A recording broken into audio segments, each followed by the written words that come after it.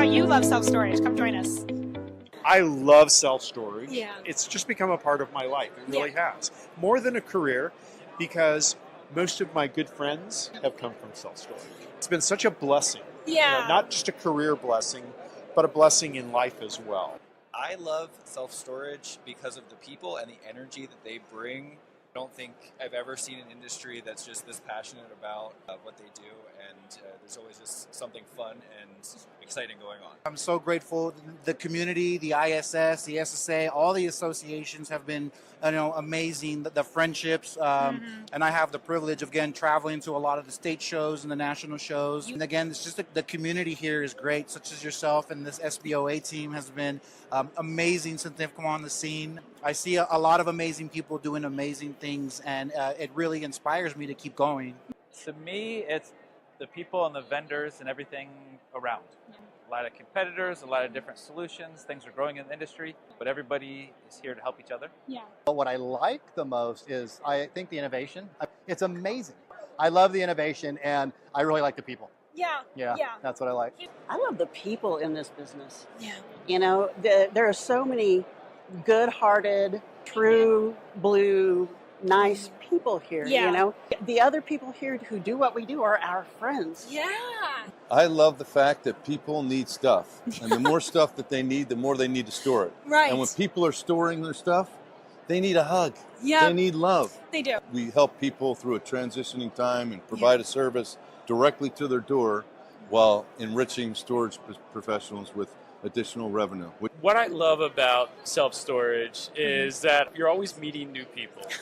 Always. I love to just have a conversation with people, hear their stories, hear about what they do, because there's so many different things in the self-storage industry that you can be into, whether it be software development, tenant and commercial insurance like what we do. There's a lot of different colors and mixes in the industry, so that's what I would love about it. And also the conferences have some great venues too. So that's always a good perk, right? My favorite thing about self-storage would have to be the opportunity to work with powerful and supportive women like yourself and Iris and the rest of the entire industry as a whole. I think a theme for women in the industry is women empowering women. Very much comes across, whether you're a competitor or not even in the same technology or magazines or anything in the space. Everyone supports each other and is willing to help each other and provide feedback and resources. And that is huge in this space. And probably the thing I love most about the industry is the people. You meet people from all over the country, all the vendors at these shows, your partners. They all have an interest in helping your business succeed and making the industry move forward. And everybody's kind of working towards the same goal. So that's been the best part.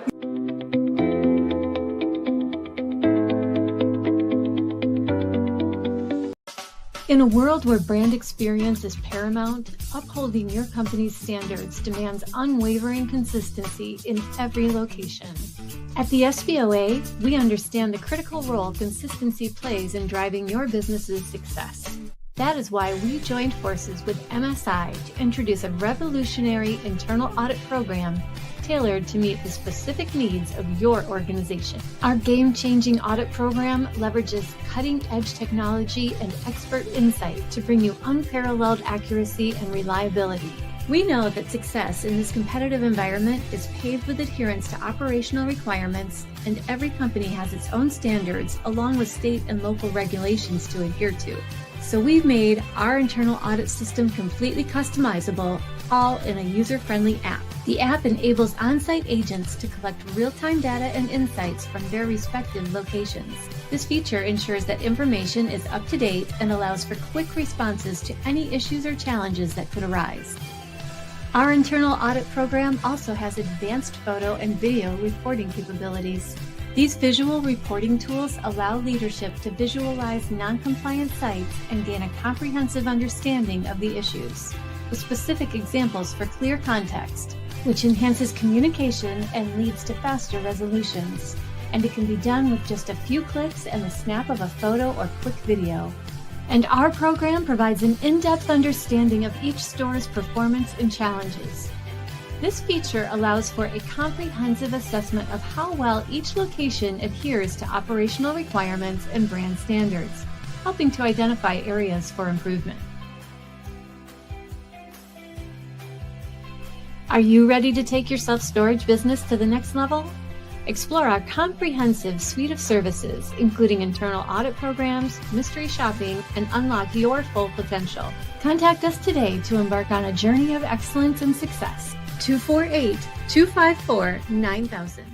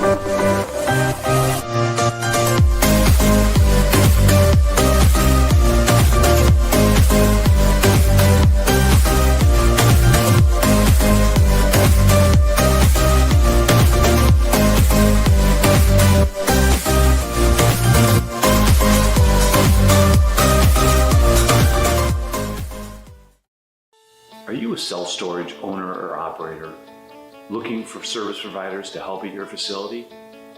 Well, the Storage Business Owners Alliance, also known as the SBOA, has you covered. The SBOA is a premier online hub for connecting self-storage owners and operators to industry-leading products and service providers. We provide one-stop shopping for your business with exclusive offers to save time and money. At the SBOA, we believe by coming together, we help owners and operators grow revenue, gain purchasing power, reduce expenses, improve efficiencies, and increase profitability. We also offer many resources such as our conferences and self-storage unlock webinars to help self-storage owners and operators gain the knowledge needed to become more competitive in the industry. To become an SBOA member or to find out more information, please visit www.thesboa.com today. We can't wait for you to join the Alliance.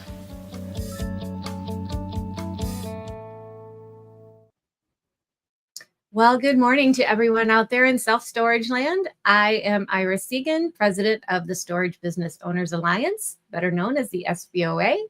And I'm thrilled to have you with us for another edition of Self-Storage Unlocked. Today's topic is protecting your people and property and having operational resilience in self-storage, building a continuity plan. Big thanks to our sponsor, SBOA Insurance Services, for making these sessions possible.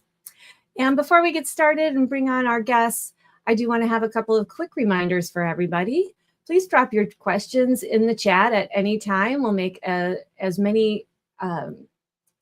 take as many as we can while we're live so we can get your questions answered for you. And we also give a little incentive for you with the questions and the polls that we'll have throughout the session here. At the very end, Aaliyah is going to come on and announce the winner of a Starbucks gift card for our most engaged attendee. So be sure to answer those polls, fire away with the questions. We love that. And I also want to let everyone know that if you can't stay for the entire session, you will get a replay link afterwards. Our VIPs get the extended access for the additional 30 minutes, and they also have the archive access on the special VIP website. If you're not registered, you'll be able to find the replay on YouTube next week. So be sure to register or become a VIP member so you get immediate access. And with all of that said, I want to go ahead and just get started. We have a lot to talk about today, and I'm going to bring up our first guest, and that is Mike Ramirez from the Jenkins organization. Hi, Mike. How are you today? I'm doing well. Thank you very much. It's great to see you. Can you tell everybody a little bit about what you do at the Jenkins organization and what the Jenkins organization does for self-storage? Absolutely. Well, so guys, good morning, everyone. Thank you for all joining. I am a district manager for the Jenkins organization. Primarily, my area is the Austin area. And I've got a team of 15 properties that I oversee. Primarily, my job is to make sure that we are consistently doing our job correctly, gaining revenue, building customer service, building our occupancies. There's so many avenues that go into the storage industry. I am there to make sure when they got questions, I got the answers. And if I don't, I'll find out the answers. Love working with the Jenkins organization. We are a third-party management company where we will manage the facility. We pretty much take the headaches away from the owners. So for anything from running the property, staffing the property, dealing with customer issues, we do it all. That's fantastic. Well, thank you for joining us today. We'll see you back in a minute after we say hello to everyone else here. And next, I'm going to bring up Jim Mooney Jr. How are you today, Jim? I'm good. I am very well. How are things in York? Sunny and bright today, so hopefully we'll have a nice day up here. It's fall, crisp air, so nice weather. So we love that. Well, Mooney Storage Solutions is kind of new, so tell us all about it. Yes, well, I've been in the industry 26 years now. And my last venture, we parted ways with the stores and sent them to a bigger third-party company. And I was like, you know what? I don't know what I want to do yet. So I decided I launched Mooney Storage Solutions. I've been doing consulting on the side for a while now, for the last several years. So I decided to take it full blown to help operators out there that, Mike was saying they do third-party management, but there's a lot of people out there who want to run their own stores and do their own thing, but they need some guidance and things that they don't understand. So from a technology point, looking at the operation they do, to how they work things, how they do things, and making suggestions and tweaks, and having a fresh set of eyes on properties is a good thing. And look, Iris, what we do is not really rocket science, but I always ask people, what would 3 more rentals a month do for your organization? And I know I can help people get there with a fresh set of eyes and tweaking things and bringing in some technology like the mystery shopping and all those things to get better at what we do. So I'm excited. It's only been out since Vegas. So I had a lot of phone calls already. A lot of people are interested in talking to me. So I think it's going to be fun. I'm so excited for you. Of course, you've been a friend to the industry for, like you said, about 20 years. And, we see you doing education and really helping owner operators all of that time. So I think this is a natural transition for you. And we're really excited to watch you grow and see you at all the shows like we always have. I'm going to bring you back up after we get through our last introduction. we have David Myers from Alchemy Insurance Solutions, also the SBOA Insurance Solutions. So, David, how are you today? I am well. How are you? Good. That's a mouthful right there. All the Right. different insurance solutions. And I want to make sure people are clear on, tell us all about what you do at Alchemy and how it ties in with self-storage. Absolutely. So I actually head up our self-storage business unit at Alchemy Insurance Solutions. So we are partnered with the SBOA to provide that service into the industry. And we run the award-winning SBOA tenant insurance. That's what we've been known for, which, it provides an excellent value to operators in the industry. We also this year have launched commercial insurance services, and that's really ramping up. We're really excited about it. We've been able to save many operators from that pain point that they're currently experiencing with commercial insurance, and would love to quote anyone out there that has a need. Awesome. Well, thank you so much for being here. I'm looking forward to this panel today. I'm going to bring Mike and Jim back up, and we're going to go ahead and get started with our first topic, which is understanding today's operational risks. The threats come from all directions, right? It could be storms, staffing, tech failure, crime, fire. God only knows what it could be next.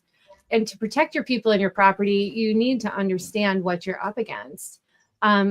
Audience, I'm going to go ahead and bring up the first poll question. Which of these risks has impacted your facility in the last year? We had so many ideas for that, we couldn't even fit them all into the chat. So we condensed a few. Hopefully no one has all of the above, because I'm scared for you if you do. And David definitely has a product for you, I'm sure. Mike, what emerging risks are you seeing more frequently these days?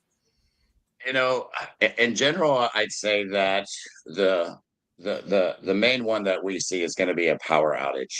That there is, and it's not always weather related, but that's the biggest issue. But across the board at our facilities, I'd say the one that's going to stick out the most is power outage. Okay. And Jim, can you share an example of an unexpected, I'm sure you have many, an unexpected incident and how it impacted operations? Looking at that list over the course of my years, I've had them all. The one I think was a most shocking quick one. We had a fire at one of my properties in Maryland back in the day, and we lost 27 units in a matter of like 6 minutes because somebody was smoking in the unit. Not smoking, they had a lit cigarette, they dropped it in the furniture, just went up. And literally that day, driving down, I got a call from the manager, I'm driving the property, all this black smoke, and it just, everybody who was affected in that thing was just, a life-altering event, and everybody's got their stuff in there. Thankfully, most people had, we did a really good job of making sure that per our lease, you were required to have insurance or provide a declaration page. So everybody had something.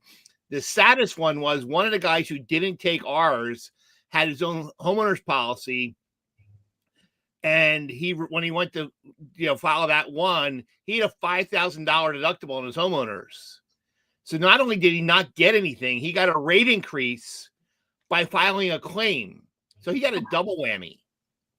That's terrible. And I'm like, so that story still resonates with me today when we're talking to people, that the importance of taking the SBOA one or any of the ones that are out there, that there's no deductible, all those things that God forbid they're, as we said in Vegas at the manager session, it's not if something happens, it's when it happens. Are you prepared for it? Yeah, exactly. Yeah. Yeah. David, from an insurance perspective, what kind of claims do you see that are on the rise? Yeah, so we're definitely seeing an increase in theft and burglary in the industry and just as a whole on the commercial side of insurance. But outdoor parking, you can see theft from catalytic converters as the boat RV space really starts to expand. And then break-ins are unfortunately still a reality. Though we'll talk a little bit, in these sessions about how some technology might be assisting with reducing that. Water claims, from storms, flash flooding, roof leaks. They definitely happen, and you know, are a reality. And then you know, to Jim's point, fire happens from time to time, and no one is immune from the effects of a potential fire. So those risks are real, and I would say making sure that you have the right insurance is absolutely imperative.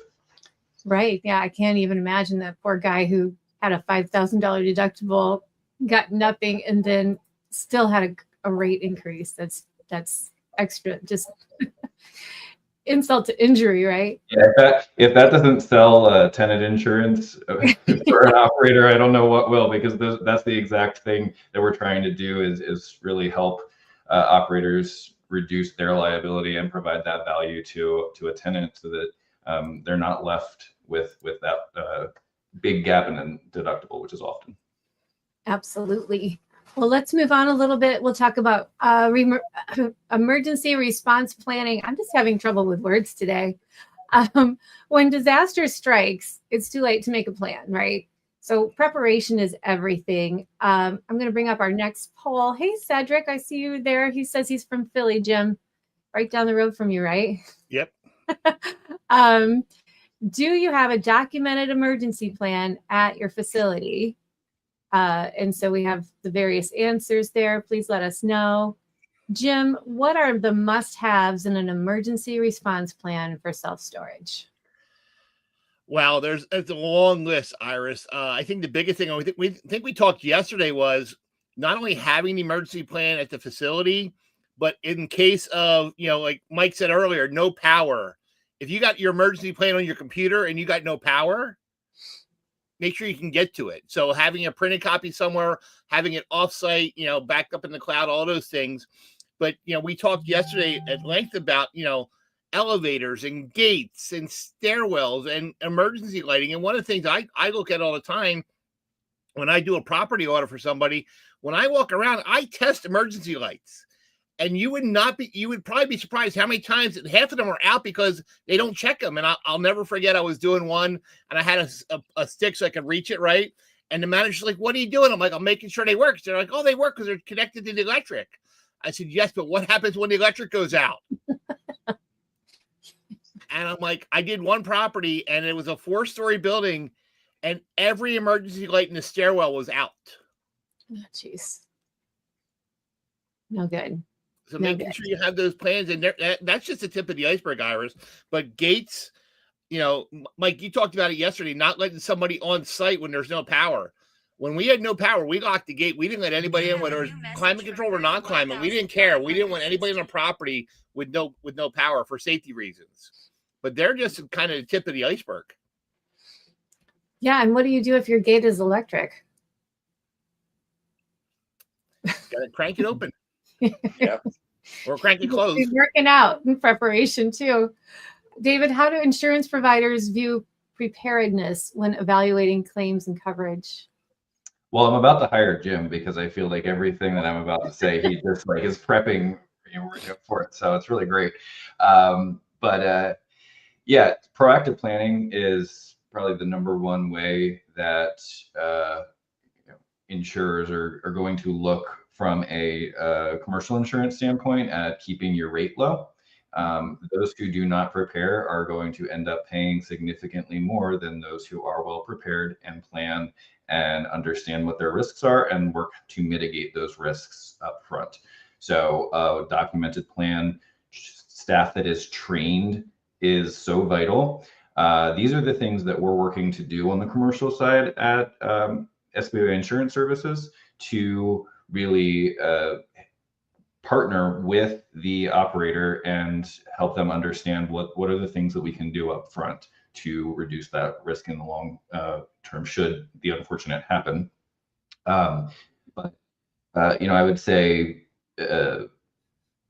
anytime that you're in a claim situation, it's too late. So it's really all about being prepared up front and having those things in place, reducing your risk. Absolutely. And Mike, what steps do you take when you're training your team for emergencies?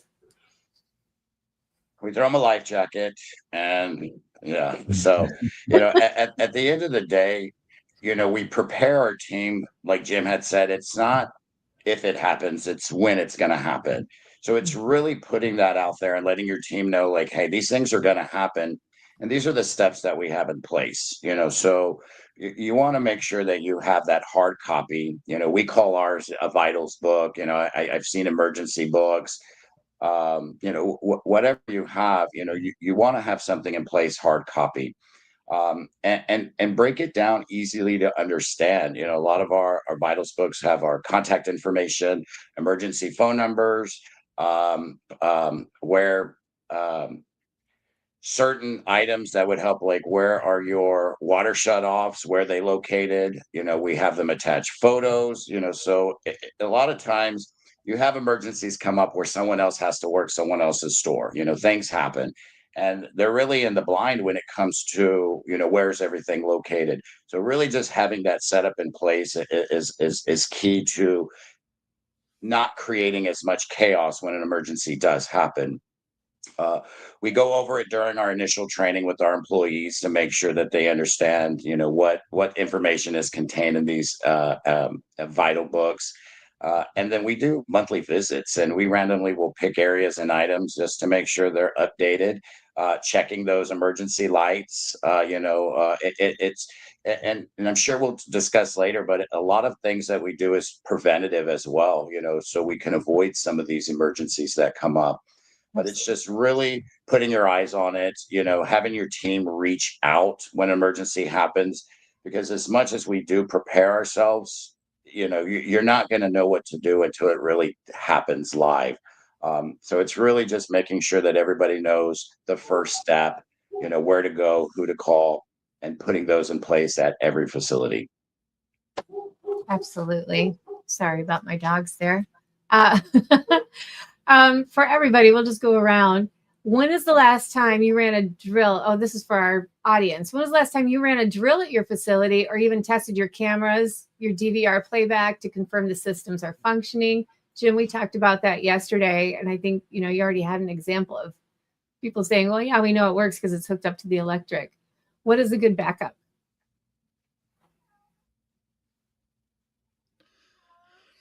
I mean, especially for the DVRs, especially, David pointed out earlier about, break-ins and stuff like that, making sure all the cameras are working. I mean, we look at our cameras every day. We would go on in the morning, make sure all the cameras run. We actually use our cameras to check our cameras from the previous night to make sure lights were on the properties, make sure all the lights were lit, so you had well-lit areas and catch which lights were out ahead of time.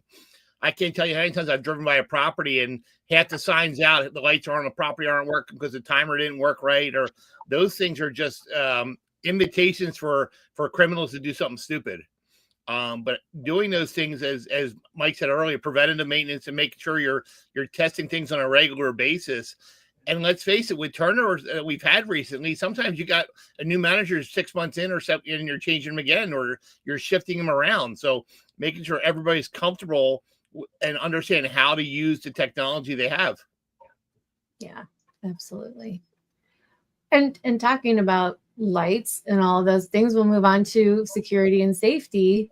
Beyond weather and power, the biggest risks to your facility are often human. So break-ins, vandalism, violence, and don't forget just the everyday facility safety issues like elevators and staircases that can also create major liability if they're overlooked. Which brings us to our poll question 3. I don't think we have any answers yet. So let's get some answers. Somebody's going to win that $20 gift card at the end of the day. Which security measure do you believe is the most essential?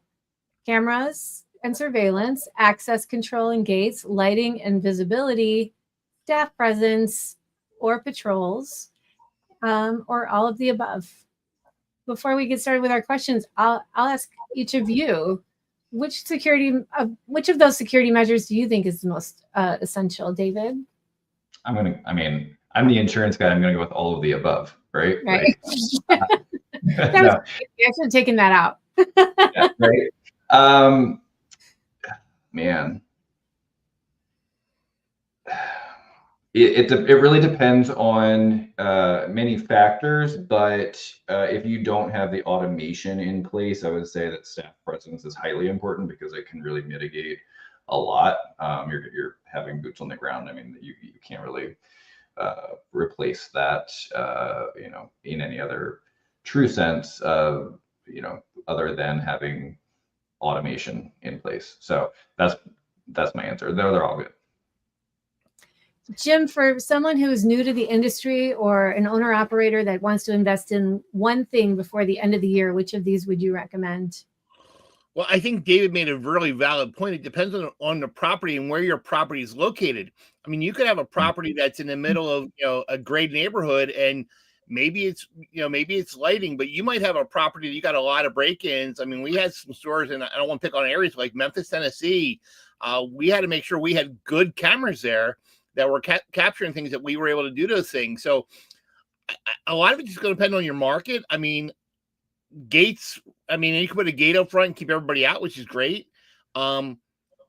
It's Iris, it's a coin flip, but I think a lot of it depends on the market you're in and what the major important need is for that facility at that point in time. I mean, I would say all of them, like David said earlier, but I think it's going to have to be market driven and site driven on what your needs are currently to see which is the top one out. I mean, it's like 1A, 1B, and 1C. Which one's the most important? Yeah, that makes sense. How about you, Mike? We're just going to, I think Jim kind of wrapped it all up into a nice, neat, put a bow on it for us. So I'm going to just go on to your question. Mike, and this is obviously related, what physical upgrades or tech investments have made the biggest difference that you've seen? So just kind of starting off like maybe some of the tech that we have is we moved to a two-factor authentication when it comes to our login systems. And we have one person who's proprietary to our email login passwords. Like, we don't give those permissions to the management team. Just helps protect with the spamware that comes in, all this, that can really lead into viruses that on our computers. So, those are some of the bigger things that we've done, I could say that we've done / taken away, from our team, just so we can reduce any of those threats that come in. We are a cloud-based system, so everything is going to be saved to the cloud. And pretty much every piece of paperwork that we have is saved through the cloud. And can be pulled up from any system, any other property as well. So if we have a power outage at one property, we can pull it up at a different facility and help out and be able to assist customers without any break. So that's kind of the two major things that we've got going on right now on the tech side. I think another thing that we moved on is Storage Defender. It's a device that we put in our units that picks up motion, and it really cuts down on the theft at our facilities. So that's another big platform that we've taken most recently. That's great. Shout out to Storage Defender. They are one of our verified service providers. So, of course, I'll have to make sure Brooke gets a copy of that clip and gives you a gift card too. But they are a great product. I mean, it's great technology to have for many reasons. David, what are the most common security gaps that lead to insurance claims that you've seen? Yeah, so blind spots in camera coverage or just cameras not functioning at all, huge. We see it all the time. I think that as the industry and technology improves, we're seeing marginal improvement there, but it still happens. So I would say, as the manager at a facility, do your due diligence, make sure that those cameras are working and are set up properly so that they're actually doing the function of recording when they're supposed to. And that it goes a long way in a claim situation, both on the tenant insurance side and on the commercial insurance side. So big one, not having documentation when an incident occurs, that can really slow down or hinder the claims process should a claim occur. So that goes back to that preparation piece. Really ensure that you are upfront doing what you need to do per the request of the insurance product that you're filing the claim to. So on the tenant insurance side, there's some things that the manager usually needs to fill out, and then obviously on the commercial side, you're going to be submitting a claim that's going to be slightly more robust even than that. So having all of your ducks in a row will make that process very smooth. And then obviously not having great fencing or even perimeter fencing at all can really open you up to a slew of particularly burglary. But that's a big one. And we really try to encourage all operators to have that very basic protection. I was going to say, isn't that one of the first questions you ask when someone's coming to get a quote? Do you have perimeter fencing? Correct. Yeah, but there are many facilities out there that don't for whatever reason. And obviously, if you're an indoor storage facility, that's a different scenario. But many outdoors as well. Yeah, it makes a big difference.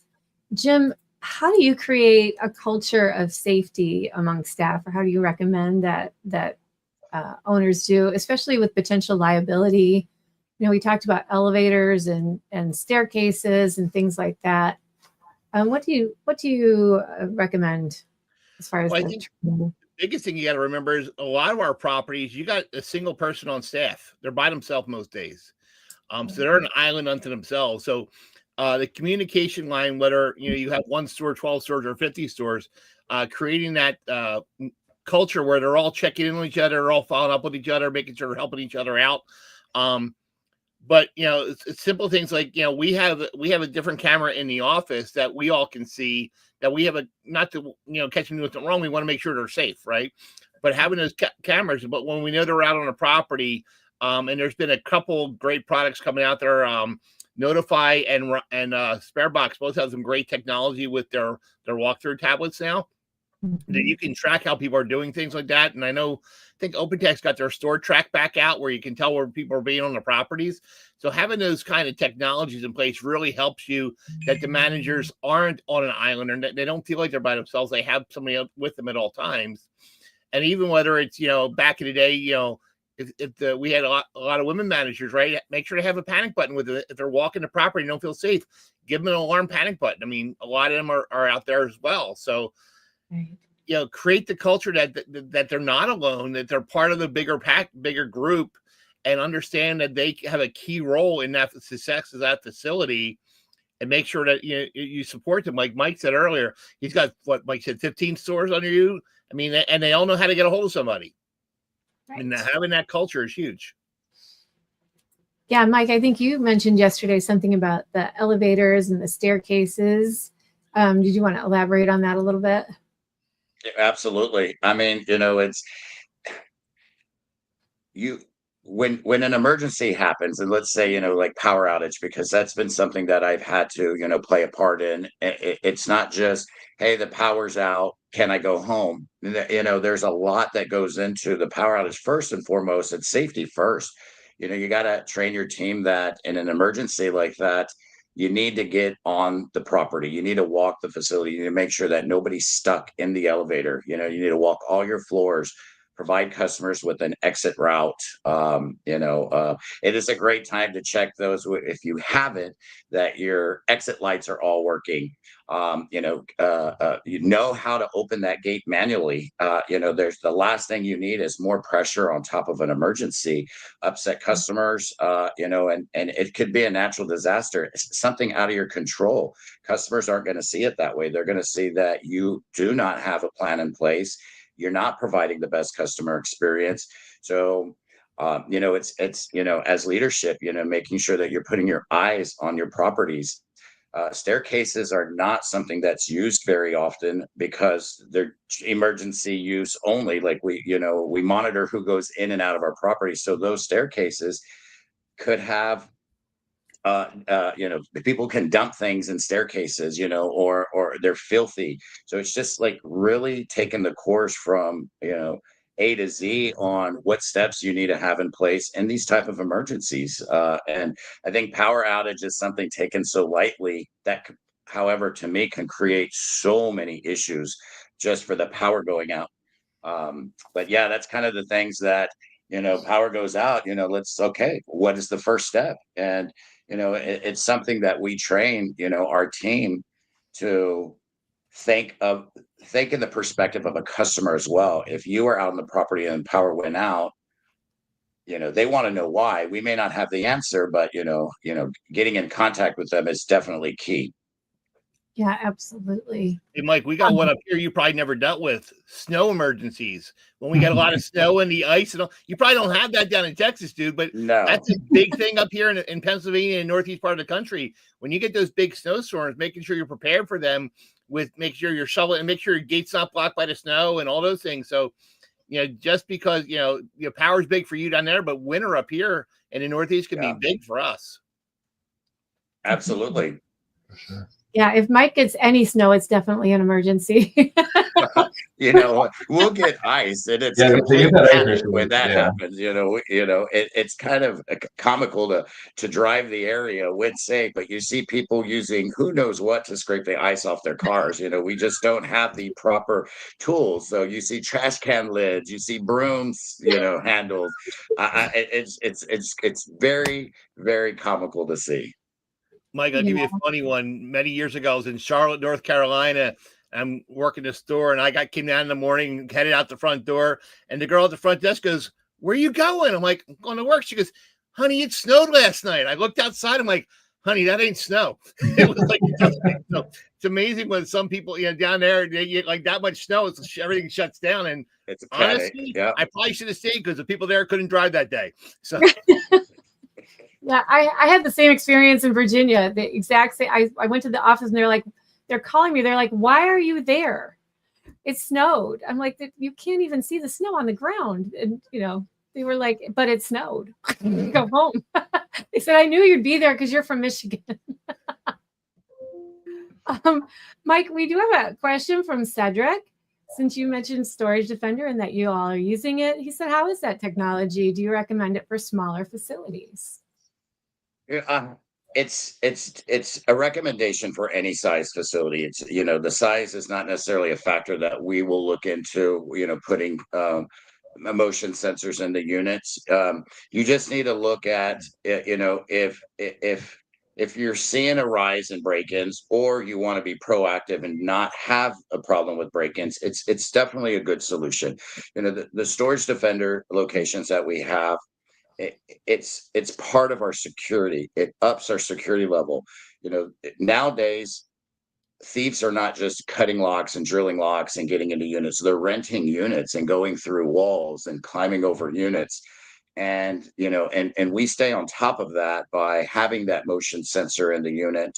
So the big aspect of it is preventative theft, and it doesn't matter the size of your facility.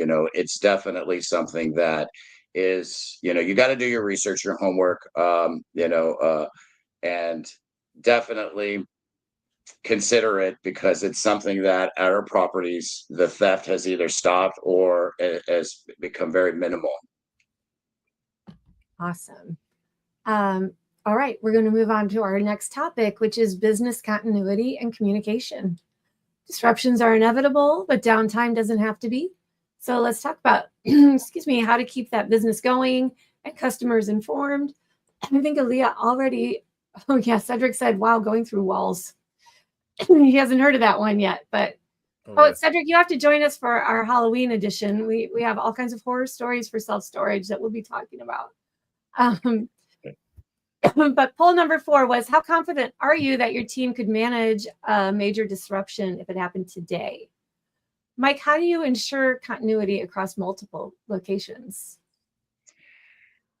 It's taken each property as at its own, and really drilling down on what could happen at the property and having a plan in place. And you really have to go through a lot of steps. It's not, you have to lay it out ABC 1, 2, 3, and it's something that we put in place at all of our properties. You got to have your team do practice runs. You got to, in the event this happens, what do you do? And then just go through the steps and then make sure they're all in place. it's not foolproof. I mean, there's going to be some things that come up that, weren't thought of or weren't that we didn't go over. But having the majority of what could happen in this event in place goes a long way. It helps prepare your team. We talk about, emergencies, and there's minor emergencies that don't create panic, but there's some big emergencies that, create panic. And when you don't have a plan in place, your team tends to freak out. I mean, they don't know what to do. It creates panic, and then you take the possibility of losing a team member as well, because you as a company didn't have a plan in place, and you put all this pressure on a manager to take care of it. But it's our job to make sure that we have that plan in place, make sure that the team knows where it's at, you know what to do, and do practice runs, so in the event that something does happen, they're somewhat prepared. And being prepared, I think, is it goes a long way. Yeah, I think we talked the other day about, do a drill, a live drill. How often do you recommend people do that? Once a month, once a quarter? I like to say once a month. It just, if you lose contact of your team on doing these dry runs, it's the time it's going to happen, right? And then the more you do it, the better you get at it. So it's better to just have a continuous routine. To me, I think staying on top of it monthly is key to having a smooth transition if emergency happens. And some of it is really easy. I mean, we have spam emails that come through as a team. We have that site, send it to the district manager sends it out to the entire team.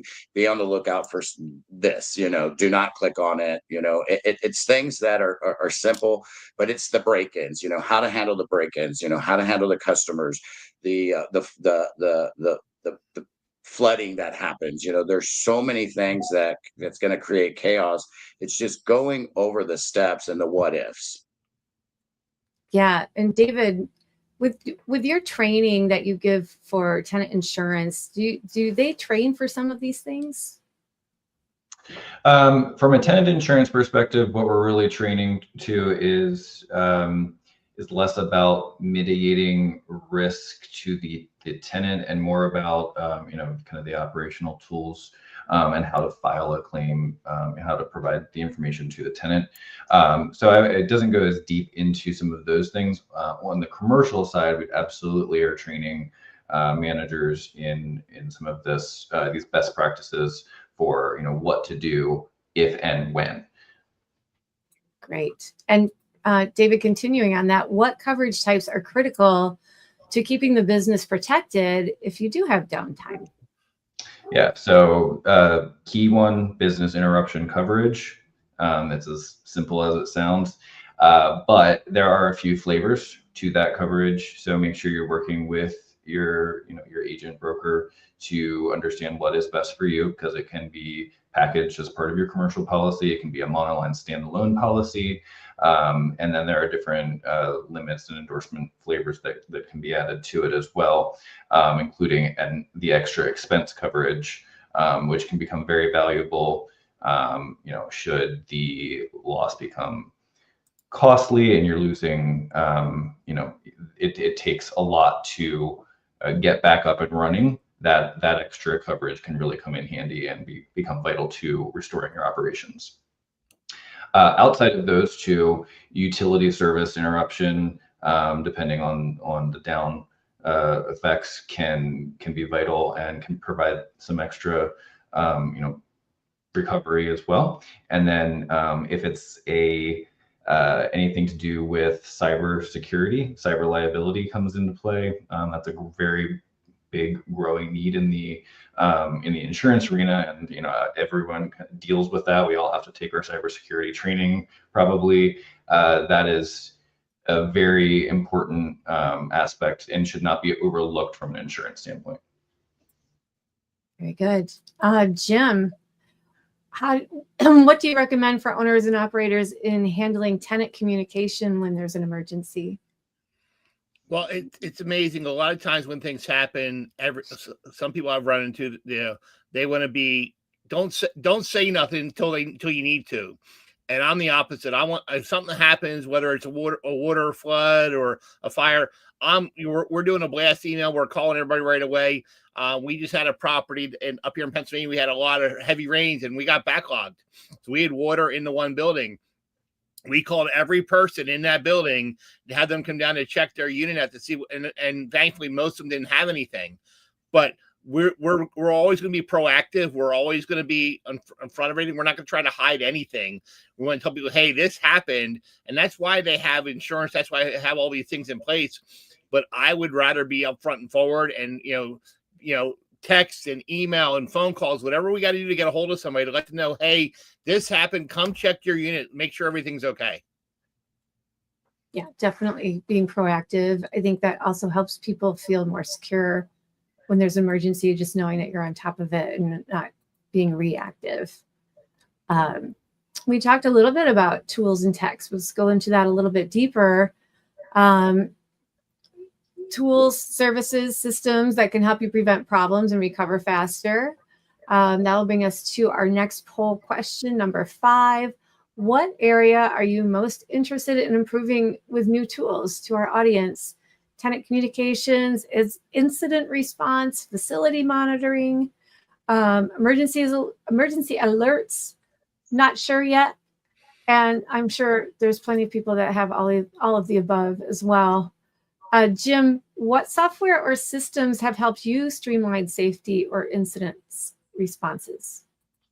Well, having our cameras all, trying to streamline our cameras, and we've been using night owl cameras lately. Most of our stores we switched over to night owl cameras, which have, they have the spotlights on them, and actually, we talked about it yesterday. We had a problem in North Carolina. We had a fence line. We actually turned on the verbal alert, said, "Smile, you're on camera," and that problem went away. So, as much as you can consolidate some of your vendors here, but from an operational perspective in communication wise, the ability to text people through the PMS, we use SightLink as our software, and we work with Gene Clemens on SMS Resources. That's the texting program. That's a two-way text back and forth. So we can go in there and create a blast text to people if something happened, and that way we're getting everybody, because everybody knows people are going to read a text faster than they're going to read an email or even pick up the phone some days. Especially the younger generation, they don't want to talk to anybody, but they'll read a text and respond real quick. So I think having those guys there, the facility monitor is always important. But I think, and they all kind of tie together: communication, incident responses, facility. They all are under one umbrella and kind of go hand in hand. So you need all of them really to make sure you're communicating with your customers effectively and efficiently. Because it's a lot easier. Like back in the day when we had the fire, we had to call everybody. We didn't have a way to text everybody back then. So, when you got 27, 20, 30 customers you're trying to call, it takes time. Where if you can have a blast text in or a blast email, hit one button, it goes out to everybody, and it's done. You can focus on something else. So using the technology to communicate faster and more efficiently, I think is huge. Yeah, I totally agree. Mike, any tech you've adopted that was a game changer for risk management besides Storage Defender? Yeah, so we implemented a cloud-based incident reporting. So anytime there's an incident at a property, emergency or not, the team will create an incident report, cloud-based. We all get notified, so that way, if there's any additional steps that need to go into play for that incident, we'll take it. It doesn't just go to a folder and sits there. I mean, we get notifications, so that's something that's really kind of helped out, because the more people that know about a situation, the more help we can all give, and that was a game changer. We've even, when we have the opportunity and we upgrade our gate systems, the operators have backup batteries, so when the power does go out, they open automatically. It's just so, in a sense, so we can get people out safely. Every property is a case by case situation. I mean, we have properties that have outside units. We will allow access to the property, but as far as the buildings go, we tend to shut those down. So just some of the things that we have in place that have helped us, with some issues that have came up at our properties. Great. And David, do you have some tools or features that insurance carriers love to see? Yeah, absolutely. So to Jim's point, monitored alarm systems, whether they speak to you or have a live person on the other end, or even, directly to fire station or police dispatch, those go a long way in reducing loss from the theft standpoint or even fire. The 24/7 video surveillance, remote access, anything that goes to the operator's dashboard, whether it's on their phone, on their computer at their desk, and to the tenant themselves, huge. Mike, I know you mentioned Storage Defender. I think they have a lot of value in this kind of loss reduction space. So great product there. And anything, any system that provides access logs, which I think is very common in the gate world right now. Who entered, when they entered, keeping that log really helps from a claim perspective when you're trying to do the investigation. And then going back to being proactive, that regular inspection piece, and documenting that it was thoroughly completed and that checklist is done, it's going to go a long way. When you're evaluating, even for your commercial renewal as well, that's going to help out. Yes, absolutely great. Well, we have a really quiet audience today, so they are either completely wrapped up in listening to you guys and just don't even know what to ask, or you're so thorough that they don't have any questions left. But I have a few for you. So audience, please be sure to throw your questions in if they come up. I'm going to ask this, we'll just go around to each of you. What's one small change that made a big difference at a facility that you have seen? David. Regular gate testing and camera checks. Again, these are the things that drive claims in the tenant insurance world, particularly. Burglary can be a big effect at certain facilities that are in high risk prone areas. So those two things can really mitigate against that. Okay, and Mike, one small change that made a big difference. Just don't be afraid to have the conversations with the team. Just because you don't have them doesn't mean it's not going to happen.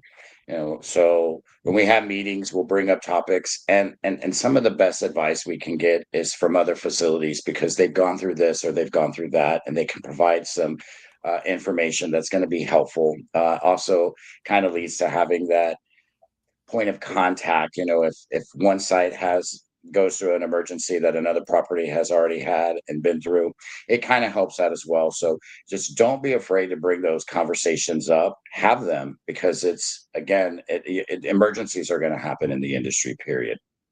Yeah, I love that. And communication is so important, not just with our customers, but with our employees. How often do your teams meet and get together? So we have, I have a call today, so I'm excited to even bring up some of this stuff. And if my team's on here, get ready. But we'll have a team meeting like once a month, but we'll also have complete company meetings like once a quarter. So we'll get together and just make sure that we're all on the same page and we're doing things consistently. I mean, the communication line is always open on both ends, but you really have to take that time and discuss these type of topics. Yeah. Jim, one small change that made a big difference at a facility. We made one change last year across the platform. We went away from 24-hour access, and we changed all our access hours to 6 a.m. to 10 p.m. Because let's face it, nothing good happens at 3 o'clock in the morning.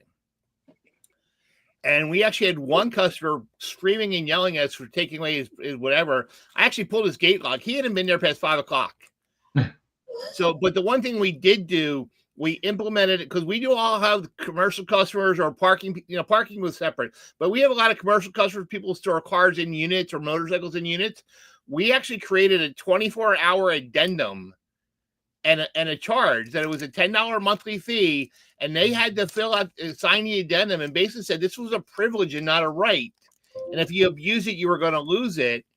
But they also knew they had to keep their eye on the property. If they're there, let us know what's going on. So by getting rid of the 24-hour for everybody and make it selective for people who needed it, I had one guy in one of our stores, he had 3 10x30s, had cars in them. I charged him one 24-hour fee for all 3 units. And he was happy because he's always out driving back and forth, but having the ability to do that. So yeah, we made the properties more secure by not being 24-hour. Everybody seems to think 24 hours is a great feature. Personally, I hate it. I'm sure, David, you probably hate it as well for the insurance side. But, I mean, Mike, we've all gotten those calls at 3 o'clock in the morning. Hey, I'm stuck behind the gate, right? They went away. But by doing that one small thing across the platform and talking about it, it made our lives better. Yeah. So, yeah, not only did it help with security, but you also increased income. We love that. Cedric asks, why 10 p.m.? He says, you even have people entering that late. Could it be earlier? We went with 10 o'clock. I know some people are 9 o'clock, but we went with 10 o'clock because, back in the day when I was working retail and I was working, till 7, 8 o'clock at night, I wanted to make sure 10 o'clock was a good time. It was still, and what we did was we actually monitored our gate logs to see traffic in and out of there. So we went with 10. And haven't had any squawks on it at all. So, and we did 6 a.m. because some people said, why don't you do 5? I'm like, well, then you're going to start opening up more.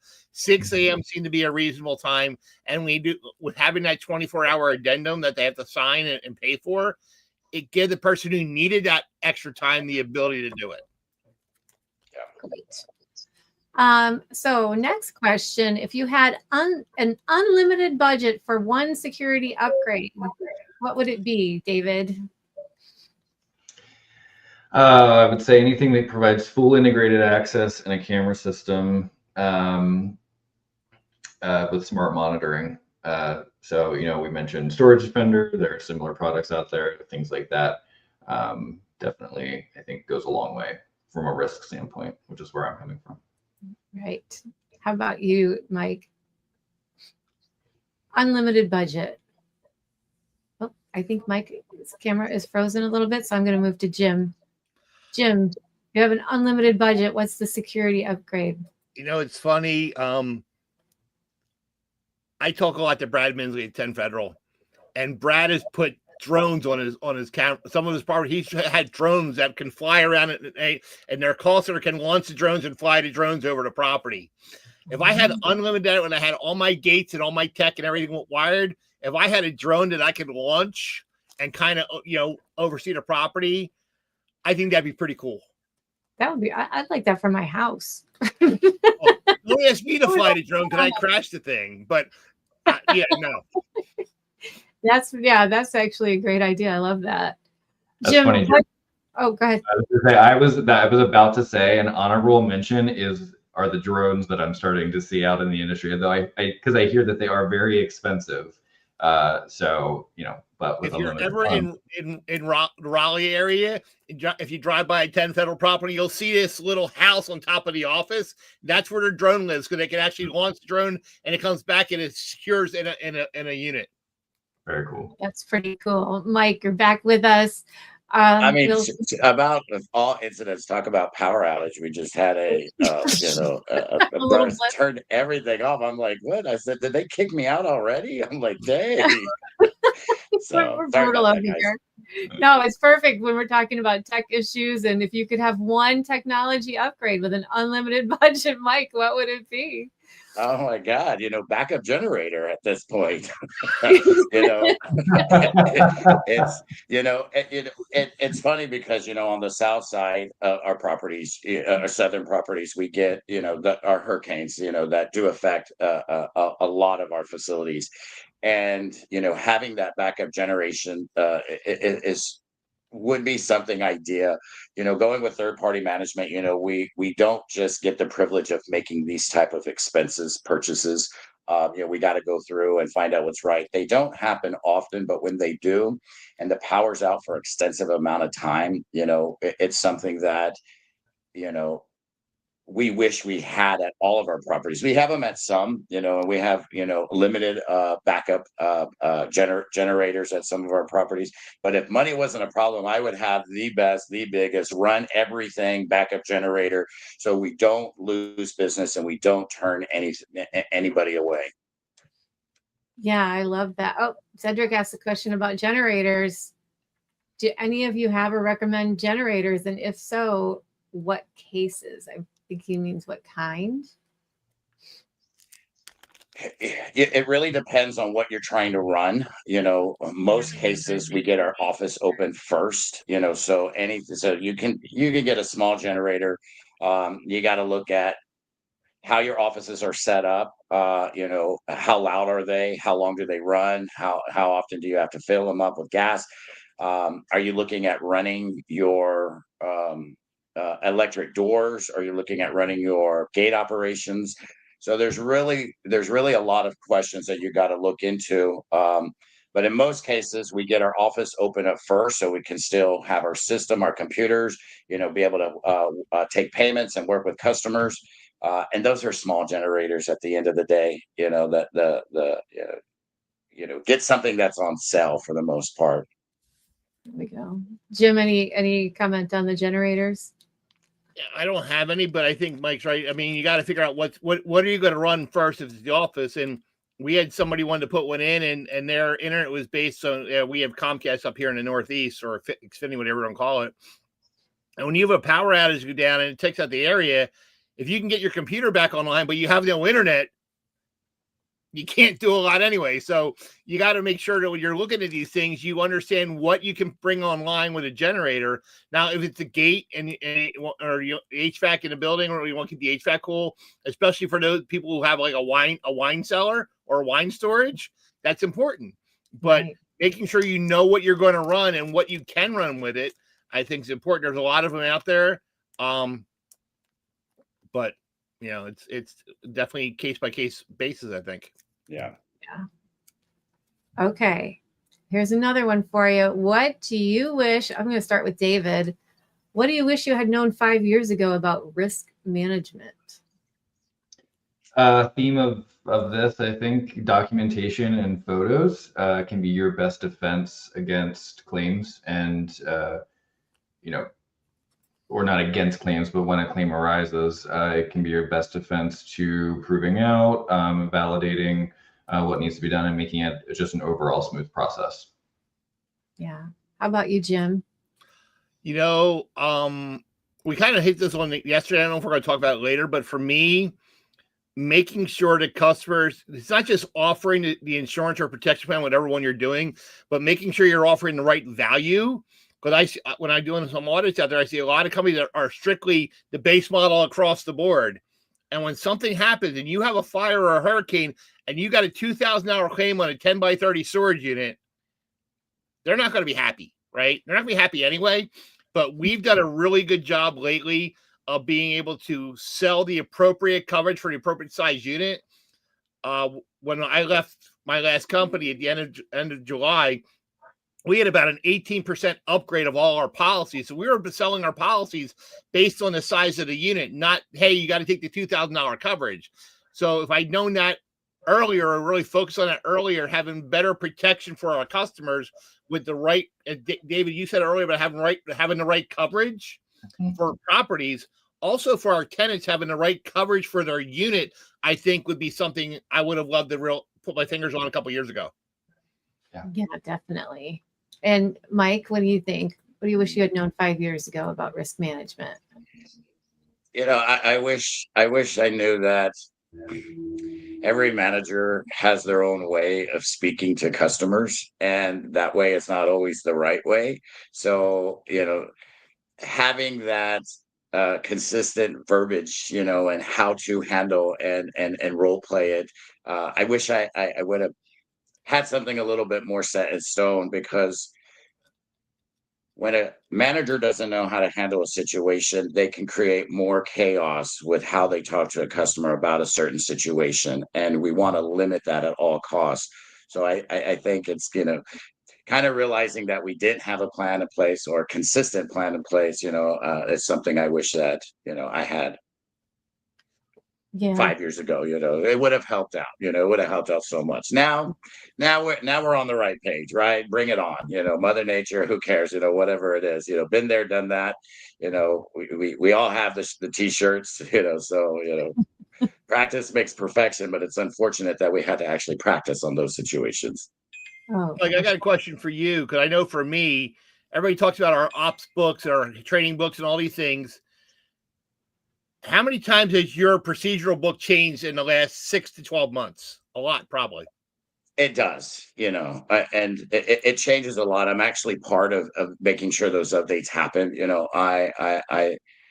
I love creating the content. I love, building that information out. And it's something that, as it happens, if we don't update the training manual or the operations manual currently, I mean, we send out the notification, the updates as they happen. But yeah, I mean, there's never going to be something set in place and have it, this was printed in 1990 and we're still yeah, this, we definitely see that though. have We to. see that though. We see it a lot. Oh, more than you think. It's absolutely true. It's we're not trying to reinvent the wheel, but times change. We've got to update our policies and procedures. And what works at one property isn't necessarily going to always work at another property. So you have to find that balance. Mm-hmm. Exactly. You're on mute, Iris. You're muted. That kind of all leads into my next question, which is, what is the biggest mistake operators make? And I think really we probably all agree it's just not being prepared. Taking it for granted, and it's not going to happen to us. Right. Iris, one phrase I hate when I hear when I'm consulting is, well, that's the way we've always done it. Mm-hmm. Yeah. And I'm like, I've heard it so many times. And Mike, you'll probably cringe. Dave, you'll cringe on this one. We took over a store a couple of years ago, walked in, we were talking about auto pay. And the lady been there for 10 years. She goes, "Oh, I got a book," and reached behind her and pulled a binder out of credit card numbers. Copies of credit cards. I'm like, very dangerous. All right. I said, "Do you have a shredder?" She had one of those 5 shredders. I go, "We're going to go buy a cross-guide shredder, put them all in the system and shred all that crap." But I mean, people don't, from a security risk, PCI compliance, I'm like, we're not touching this. But that's unfortunately some of the mantra out there. The things, if it's not broke, don't fix it. And unfortunately, in our world, we're changing stuff all the time. Yeah, absolutely. Yeah. Anything you want to add to that, David or Mike? Just assuming that the staff will figure it out without having a plan in place. That's never going to be the case, because everyone's going to come at the resolution from their own perspective, and you all have to be cohesive as a team. So having that plan in place is vital. Definitely. I agree with it all. And this is my last question for today. We're going to be wrapping it up unless our audience comes in with some more questions. What is one underutilized insurance feature or coverage that operators overlook, David? I'm going to go with, there are many, but I'll say equipment breakdown coverage. It's rather inexpensive for what you can get should, your gate fail, elevator, we talked about that, HVAC. That's when that specific coverage can come in very handy and provide quick, recourse to getting you back up and running and your operation in place. Jim or Mike, do you have anything to add to that as far as underutilized insurance feature or coverage? I would always defer to David on that one because he's the insurance expert. So, yeah. All right.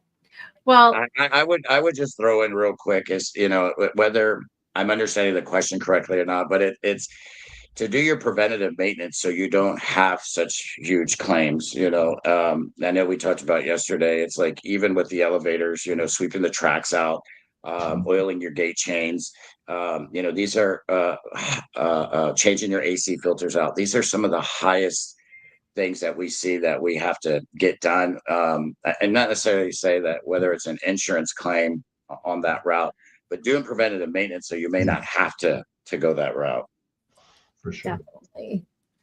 I always like to finish these sessions by asking all of our panelists, if you had one tip to offer to anyone watching today, what would that tip be? And we'll, of course, stick to being on topic as far as a continuity plan. Mike, I'll start with you. Be prepared. I mean, I'm going to be simple on this one. It's just be prepared. That's all what this call is about. There's so many things. We can talk for hours about the problems that we have. We can talk for hours on how to resolve these issues, but you just got to start somewhere and be prepared. Absolutely. Jim? I'm gonna agree with Micah wholeheartedly. Being a scout leader for all these years with my son and go through the Eagle Scout with him, scout motto is be prepared. And whenever we're doing somewhere, even traveling, even to the conference, make sure you got everything you need. I mean, everything's there, but being prepared to be on top of things and diligently monitoring what you're doing. That's got to be it. Awesome. David, anything to add? Just in the same vein, training your employees, can't emphasize the value of that from many insurance perspectives. From just being able to improve your tenant insurance sales to reducing risk for your commercial operations. The more training, the more well-oiled your team is, they're going to be able to be flexible and react to whatever may come to them. Definitely. Well, thank you all for being with us today. I know I'm going to be seeing David in Texas at the Texas show. We will be at booth, I have it right here, 620. And Nate Trone, or Natrone as we like to call him, from SBOA Insurance Services will be speaking on Tenant Insurance 101, what every operator should know. So that's more great information for Texas. Mike, you will be enjoying a lovely vacation when we are all in your home state. But I know Jenkins' organization is going to be represented there. Of course, I saw that they are at booth 117. Any other speakers that you know of? Anything else you want to promote that's going on down in Texas in the next month or so? Nothing planned right now, but if so, we'll definitely keep everybody posted. Great. And Jim, are you going to be joining us in Texas? I probably will not be, because I will be speaking in Maine the day before, and I'll also be speaking in Georgia, South Carolina coming up in October. So I have a busy schedule coming up. Trying to get from Maine to Texas is just not an easy one to do. And yeah, Maine wraps up like the day you guys start. So unless something happens, I don't think so. But Texas is always a great show. So. Well, and so for our audience, if you want to meet Jim, you can go see him in Maine. And you said South Carolina coming up? The Georgia, South Carolina one in Alpharetta, Georgia. Yes, that's going to be coming out. That's always a good show to do. So. Yeah, and if you ever have the chance to hear Jim speak, he does a great job. I know you're often with Dave Cooper, and we love listening to you guys. You do wonderful work and a big service to the industry and educating everybody. Thank you all for being here. Have a wonderful rest of your day. I'm going to be bringing up Aaliyah to announce our winner. And, Jim, you were going to say something. I cut you off. I'm so sorry. I bet I know who the winner is. I think we all know who the winner is, but we're going to bring Aaliyah up to announce him anyway because it's so much fun. Bye, everybody. Bye. Thank you. Aaliyah, how are you? You're looking gorgeous today. Oh, you're looking gorgeous as well, as always. As always. Thank you guys so much again for an awesome session.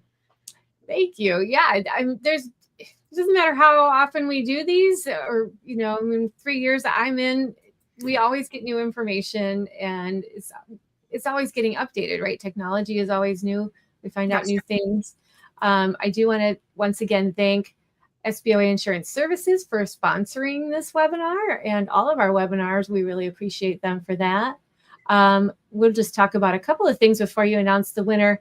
The fall issue of Self Storage Unlocked magazine is now live.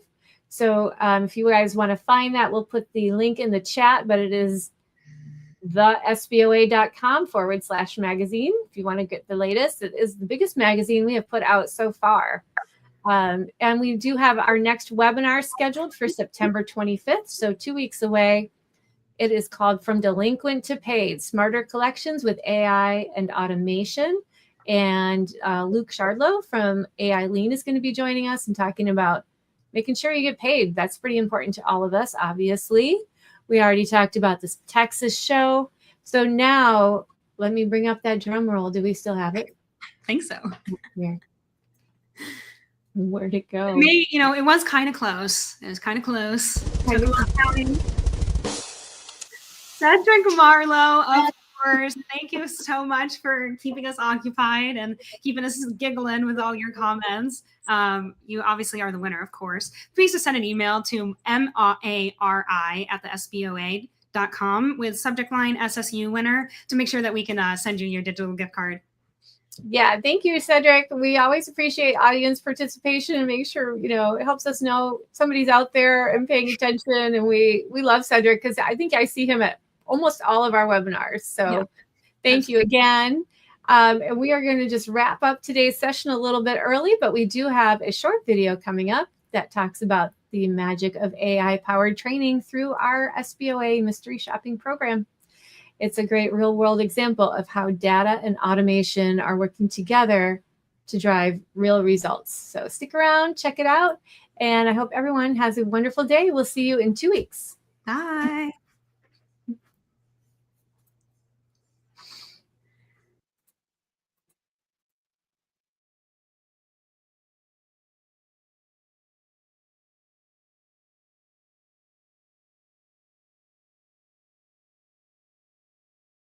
Hi, how are you?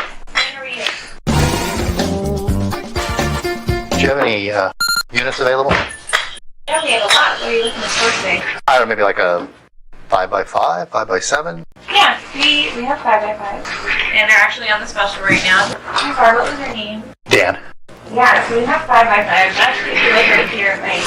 Oh, okay. I think this one might work. Because, you can stack them up pretty high. Yeah. Sounds like it might work. Did you want to rent one today, or are you just kind of looking around? Yeah, no, I think I'm ready to rent. So with that discount that we have going on right now, I don't know how long you're looking to store. For 3 nights, it goes for $39.99. And now the first month we do require $22 administration fee, $12 insurance per month. Okay. Now if you have like renters insurance or homeowners, I'm just going to show you this minute. Okay. Yeah, if you have like homeowners or renters insurance, you just send it on over and then we won't charge you. Oh, okay. $12 a month. Okay. And it'll be $51. First month there. So the first month is with a $22 administration fee, $73. And then it goes to $51 with the insurance and then $39 if you have your own. Okay. Oh, right here. Yeah. Perfect.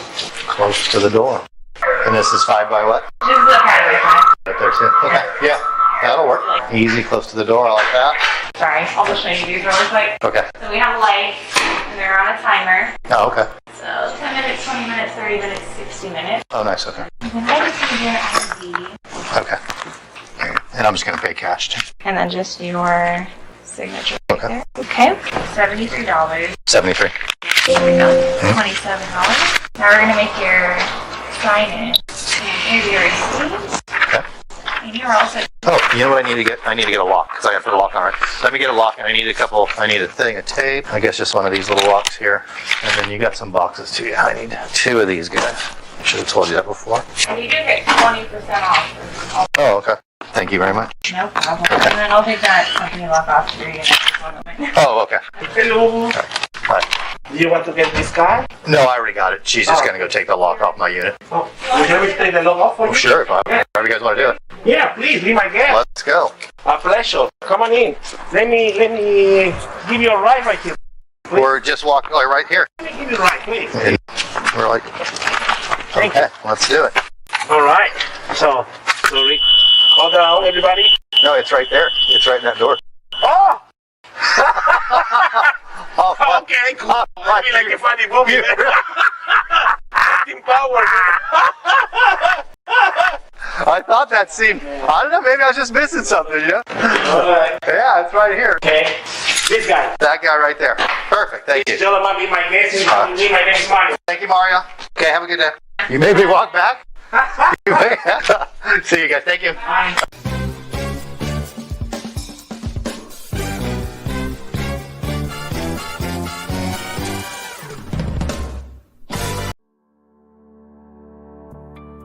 The smart experience isn't just for your home.